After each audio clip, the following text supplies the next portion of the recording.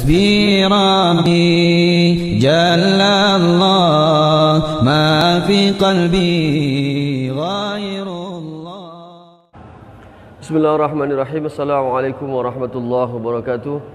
Hamdan syukran lillah mubarakan fi wassalatu wassalamu ala rasulillah wa ala alihi wa sahbihi wa mawala amma ba'. Qala Allah ta'ala fil Qur'anil Karim ba'da a'udzu billahi minasyaitonir rajim. Wa may yuhajjir fi sabilillah yazid fil ardi muragaman katsiran wa sa'ah. Wa may yakhruj min baitihi muhajiran ila Allah wa rasulih thumma yudrikuhul mautu faqad waqa'a ajruhu 'ala Allah wa kana Allahu ghafurur rahim.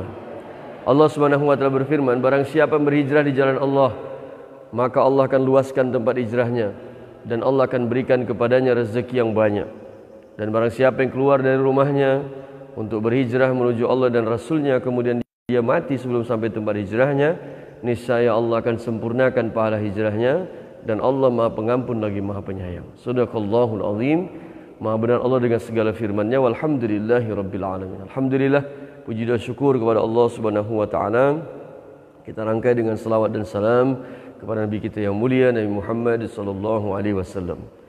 Sahabat IPMI dimanapun kita berada semua, tanpa terasa kita sudah berada di penghujung tahun 1441 Hijriah. Artinya apa? Kita akan memasuki bulan Muharram, bulan hijrah.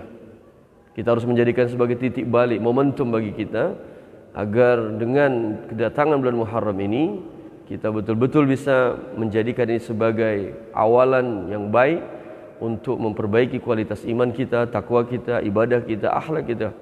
Sehingga kita betul-betul menjadi orang yang beruntung, karena dikatakan Nabi SAW, sesiapa yang hari ini lebih baik daripada hari kemarin, dia adalah orang yang beruntung.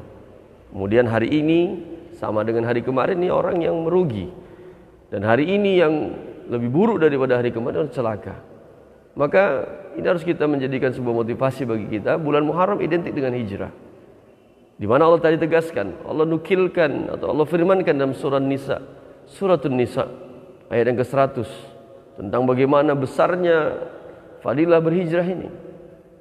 Allah katakan, wa may yuhajjir fi sabilillah, barang siapa berhijrah di jalan Allah, yazid fil ardi muragaman katsiran wa sa'ah, Allah akan luaskan tempat hijrahnya. Orang yang berhijrah, orang yang memperbaiki dirinya, Allah akan luaskan tempat hijrahnya dan Allah akan berikan kepadanya muragaman katsiran wa sa'ah. Allah akan berikan kepadanya rezeki yang banyak. Dan identik secara fisik, hijrah ini secara fisik. Para sahabat bersama Rasulullah SAW berhijrah dari Makkah ke Madinah. Secara fisik mereka bergerak, mereka berjalan. Kemudian sempena daripada Dirgahayu Republik Indonesia yang ke-75 ini, kita melihat bagaimana dulu fenomena tentang perang gerilya yang dilakukan oleh Jenderal Sudirman. Mereka juga bergerak, mereka berhijrah. Makna berhijrah di sini secara fisik, secara fisiknya. Walaupun dalam penafsiran yang lain, hijrah ini juga bisa dimaknai dengan secara batin, berpindah sifat-sifat buruk menjadi sifat baik, berubahnya dari sifat buruk menjadi sifat kebaikan. Maka yang mau kita bahas di sini adalah dua makna hijrah secara lahir maupun batin. Ini menjadi sebuah kesatuan yang kuat yang tidak bisa dipisahkan. Secara fisik kita bergerak, secara fisik kita berdakwah, secara fisik kita berhijrah, secara batin juga kita berhijrah. Bahkan hijrah kita ini akan memberikan manfaat bagi orang-orang yang ada di sekitar kita. Sering disebut dengan asbab hidayah. Pergerakan kita menjadi asbab hidayah bagi orang lain. Maka orang-orang seperti ini, orang yang berhijrah ini, Allah katakan Allah akan luaskan tempat hijrahnya dan Allah akan berikan kepada mereka rezeki yang banyak. Dan barang siapa yang keluar dari rumahnya, wa may yakhruj, kata Allah, barang siapa yang keluar dari rumahnya, min baitihi, dari rumahnya. Untuk apa dia keluar dari rumahnya? Muhajiran ilallahi wa rasulih, untuk berhijrah menuju Allah dan Rasulnya. Summa yudrikul mautu, kemudian dia mati sebelum sampai tempat hijrahnya. Faqad waqa'a ajruhu 'ala Allah, Allah akan sempurnakan pahala hijrah walaupun dia belum sampai ke tempat hijrahnya. Betapa rahim dan rahmannya Allah Subhanahu wa taala memberikan sebuah keutamaan bagi orang yang berangkat dari rumah untuk berhijrah, walaupun belum sampai tempat hijrah, Allah sempurnakan pahala hijrah ketika dia mati. Ibnu Katsir menafsirkan tentang makna ayat ini adalah ketika Rasulullah SAW menceritakan kisah seorang di kalangan Bani Israel terdahulu. Ada seorang pembunuh 99 orang. Dia bergerak berhijrah untuk bertaubat. Dia berjumpa dengan seorang rahib. Dia katakan kepada rahib ini, "Wahai Tuhan, aku mau bertaubat. Apa rupanya dosamu? Aku telah membunuh 99 orang." Apa kata rahib ini? "Mana mungkin dosamu diampuni? Begitu besar dosamu ini." Maka rahib ini menjadi pelampiasan kemarahan si pembunuh ini, sehingga akhirnya rahib ini pun dia bunuh. Maka orang dia bunuh genap menjadi 100 orang.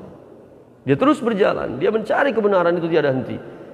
Maka pada satu masa dia berjumpa dengan seorang ulama, seorang alim. Maka dia tanya, "Wahai Tuhan, aku mau bertaubat. Apa rupanya dosamu?" Maka Tuhan ini mengatakan, maka dia mengatakan, "Aku telah membunuh 100 orang." Maka ulama ini mengatakan, "Kau harus hijrah. Kau harus pindah dari kampungmu dulu. Kampungmu itu kampung yang rusak, yang tidak menyembah Allah. Kau harus berpindah, berhijrah kau ke kampung yang di sana semua menyembah Allah." Maka dia pun berjalan menuju kampung yang diarahkan ulama tersebut. Tapi ketika di tengah perjalanan dia mati. Dua malaikat, malaikat rahmat dan malaikat azab mendatanginya. Satu malaikat rahmat mengatakan, "Ini milikku." Dia mau berniat bertaubat. Malaikat azab mengatakan tidak bisa, dia belum sampai tempat hijrahnya, dia harus kubawa ke neraka. Kasih sayang Allah diberikan kepada si pembunuh ini. Allah kirim malaikat penengah untuk mendamaikan perselisihan di antara para malaikat ini. Maka dengan menggunakan satu kesepakatan di antara tiga malaikat ini, maka malaikat penengah ini mengatakan, "Kenapa kita harus disusahkan?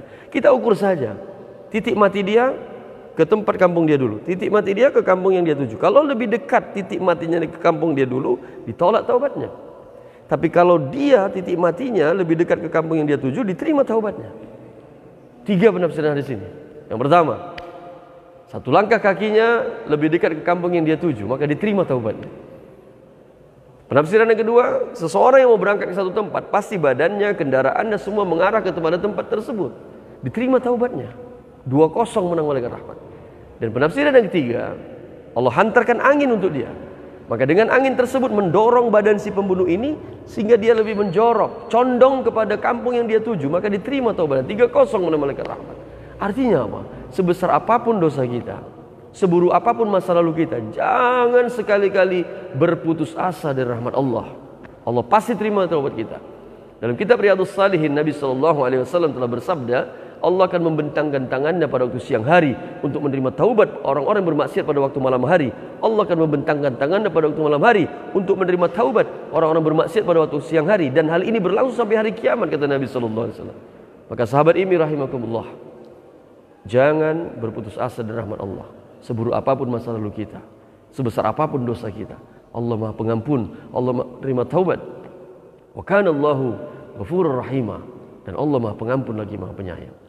Semoga kuliah 7 menit pagi hari ini memberikan inspirasi bagi kita bahwa saatnya lah kita untuk berhijrah, saatnya lah kita untuk bertaubat kepada Allah agar azab, wabah, fitnah yang terjadi di belakangan hari ini bisa Allah angkat, bisa Allah hilangkan, sehingga nantinya kita betul-betul bisa mendapatkan keridhaan Allah Subhanahu wa taala.